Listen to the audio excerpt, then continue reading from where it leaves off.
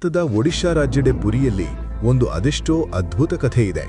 ಈ ಕಥೆಯನ್ನ ಅರ್ಥ ಮಾಡಿಕೊಳ್ಳೋದು ವಿಜ್ಞಾನಕ್ಕೆ ಸಾಧ್ಯವೇ ಇಲ್ಲ.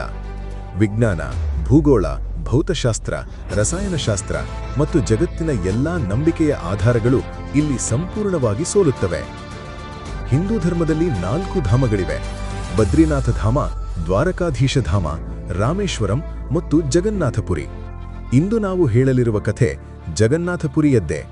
ಅಲ್ಲಿ ಇಂದಿಗೂ ಶ್ರೀಕೃಷ್ಣನ ನಿಜವಾದ ಹೃದಯ ಧಡಕಸುತ್ತಿದೆ. ಈ ದೇವಾಲಯದಲ್ಲಿ ಇಂತಹ ಅನೇಕ ರಹಸ್ಯಗಳಿವೆ. ಅವುಗಳನ್ನು ಕೇಳಿದರೆ ಯಾರಿಗಾದರೂ ಬೆಚ್ಚಿ ಬೀಳುವಂತಾಗುತ್ತದೆ. ಪಶ್ಚಿಮ ಸಂಸ್ಕೃತಿಯನ್ನ ಅನುಸರಿಸುತ್ತಾ ನಾವು ಇಂದು ಅಂತಹ ಹಂತಕ್ಕೆ ಬಂದಿದ್ದೇವೆ. ಅಲ್ಲಿ ಜನರು ದೇವರು ಇದ್ದಾರೋ ಇಲ್ಲವೋ ಎಂದು ಪ್ರಶ್ನಿಸಲು ಆರಂಭಿಸಿದ್ದಾರೆ.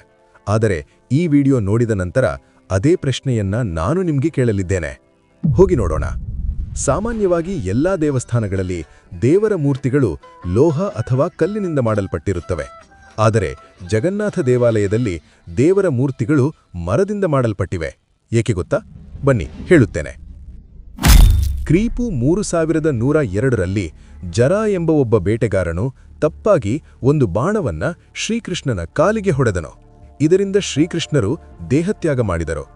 ಜರಾ ಸಂಪೂರ್ಣ ವಿಧಿವಿಧಾನಗಳೊಂದಿಗೆ ಶ್ರೀಕೃಷ್ಣರ ಅಂತ್ಯಸಂಸ್ಕಾರವನ್ನ ನೆರವೇರಿಸಿದನು. ಆದರೆ ಚಿತೆ ಶಾಂತವಾದ ನಂತರ ಒಂದು ಹೊಳೆಯುವ ಲೋಹದ ವಸ್ತು ಸುಟ್ಟೇ ಇಲ್ಲದೆ ಉಳಿದಿರುವುದನ್ನು ಅವನು ಗಮನಿಸಿದನು. ಜರಾಗೆ ಅದು ಏನು ಎಂಬುದು ಅರ್ಥವಾಗಲಿಲ್ಲ. ಅವನು ಅದನ್ನು ತೆಗೆದುಕೊಂಡು ಮಾರಲು ಹೊರಟನು. ಆದರೆ ಯಾರೂ ಅದನ್ನು ಖರೀದಿಸುವುದಂತೂ ಬಿಡಿ, ಸ್ಪರ್ಶಿಸಲು ಕೂಡ ಸಿದ್ಧರಾಗಲಿಲ್ಲ.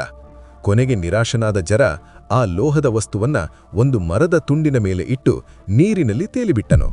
ಗುಪ್ತ ಸಾಮ್ರಾಜ್ಯದ ಕಾಲದಲ್ಲಿ ಅವಂತಿಯ ರಾಜ ಇಂದ್ರದ್ಯುಮ್ನ ವಿಷ್ಣುವಿನ ಭಕ್ತನಾಗಿದ್ದನು. ಒಂದು ದಿನ ವಿಷ್ಣುದೇವರು ಅವನ ಕನಸಿನಲ್ಲಿ ಬಂದು ಒಂದು ನದಿಯಲ್ಲಿ ಮುಳುಗಲು ಹೇಳಿ, ಆ ನದಿಯಲ್ಲಿ ಒಂದು ಮರದ ದುಂಬಿಯಲ್ಲಿ ನಾನು ನಿನಗೆ ಸಿಗುತ್ತೇನೆ ಎಂದು ಹೇಳಿದರು. ಮುಂದಿನ ದಿನವೇ ರಾಜನು ನದಿಗೆ ಹೋದನು. ನದಿಯಲ್ಲಿ ಸ್ವಲ್ಪ ದೂರದಲ್ಲೇ ಒಂದು ಮರದ ದುಂಬಿ ಕಾಣಿಸಿತು. ರಾಜನು ಅದನ್ನು ಅರಮನೆಗೆ ತರಿಸಿದನು. ಅನೇಕ ಪ್ರಸಿದ್ಧ ಶಿಲ್ಪಿಗಳನ್ನು ಕರೆಸಲಾಯಿತು. ಆದರೆ ಯಾರಿಗೂ ಆ ಮರದಿಂದ ಮೂರ್ತಿ ಮಾಡಲಾಗಲಿಲ್ಲ. ಕೆಲವು ದಿನಗಳ ನಂತರ ಒಬ್ಬ ಶಿಲ್ಪಿ ಅರಮನೆಗೆ ಬಂದು ನಾನು ಈ ಮೂರ್ತಿಯನ್ನ ಮಾಡುತ್ತೇನೆ ಎಂದನು. ಆದರೆ ಅವನಿಗೆ ಒಂದು ಷರತ್ತಿತ್ತು. ಅವನು ಹೇಳಿದನು, ನನಗೆ 21 ದಿನಗಳ ಸಮಯ ಬೇಕು. ಈ 21 ದಿನಗಳಲ್ಲಿ ಯಾರೂ ನನ್ನನ್ನು ನೋಡಬಾರದು, ಮಾತನಾಡಬಾರದು ಅಥವಾ ನನ್ನ ಕೆಲಸಕ್ಕೆ ಅಡ್ಡಿಪಡಿಸಬಾರದು. ರಾಜನು ಆ ಷರತ್ತನ್ನ ಸಂತೋಷದಿಂದ ಒಪ್ಪಿಕೊಂಡನು. ಕೆಲಸದ ವೇಳೆ ಪ್ರತಿದಿನ ಶಿಲ್ಪದ ಶಬ್ದಗಳು ಕೇಳಿಸುತ್ತಿದ್ದವು. ಆದರೆ ನಿಧಾನವಾಗಿ ಆ ಶಬ್ದಗಳು ನಿಂತು ಹೋಯಿತು. ರಾಣಿಗೆ ಶಿಲ್ಪಿ ಹಸಿವು ಬಾಯಾರಿಕೆಯಿಂದ ಸತ್ತಿರಬಹುದು ಎಂದು ಅನುಮಾನ ಬಂತು. ಅವರು ಬಾಗಿಲು ತೆರೆಯಲು ಒತ್ತಾಯಿಸಿದರು. ರಾಜನು ಒಪ್ಪಲೇಬೇಕಾಯಿತು. ಬಾಗಿಲು ತೆರೆದಿತ್ತಂತೆ ಅಲ್ಲಿ ಯಾರೂ ಶಿಲ್ಪಿಯಾಗಿರಲಿಲ್ಲ. ಅಲ್ಲಿದ್ದದ್ದು ಕೇವಲ 3 ಮೂರ್ತಿಗಳು: ಭಗವಾನ್ ಜಗನ್ನಾಥ, ಅವರ ಸಹೋದರ ಬಲಭದ್ರ ಮತ್ತು ದೇವಿ ಸುಭದ್ರ. ಅದೇ ಜಗನ್ನಾಥನ ಮೂರ್ತಿಯಲ್ಲಿ ಆ ಲೋಹದ ವಸ್ತುವನ್ನ ಇಡಲಾಯಿತು.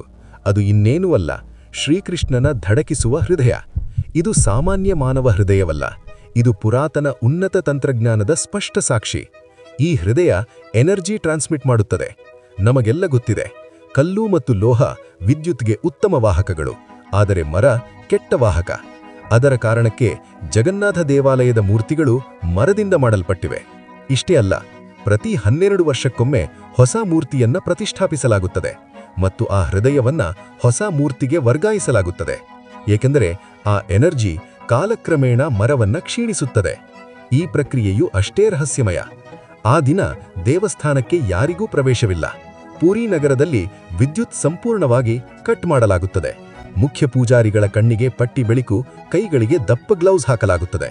ಸಂಪೂರ್ಣ ಅಂಧಕಾರದಲ್ಲಿ ಆ ಹೃದಯವನ್ನ ತೆಗೆದು ಹೊಸ ಮೂರ್ತಿಯಲ್ಲಿ ಸ್ಥಾಪಿಸಲಾಗುತ್ತದೆ. ಪೂಜಾರಿಗಳ ಹೇಳಿಕೆಯಂತೆ ಅವರು ಅದನ್ನು ನೋಡಿಲ್ಲ, ಆದರೆ ಕೈಯಲ್ಲಿ ಹಿಡಿದಾಗ ಜೀವಂತ ಮೊಲವನ್ನ ಹಿಡಿದ ಅನುಭವವಾಗುತ್ತದಂತೆ. ಅದನ್ನ ಬ್ರಹ್ಮ ಪದಾರ್ಥ ಎಂದು ಕರೆಯುತ್ತಾರೆ.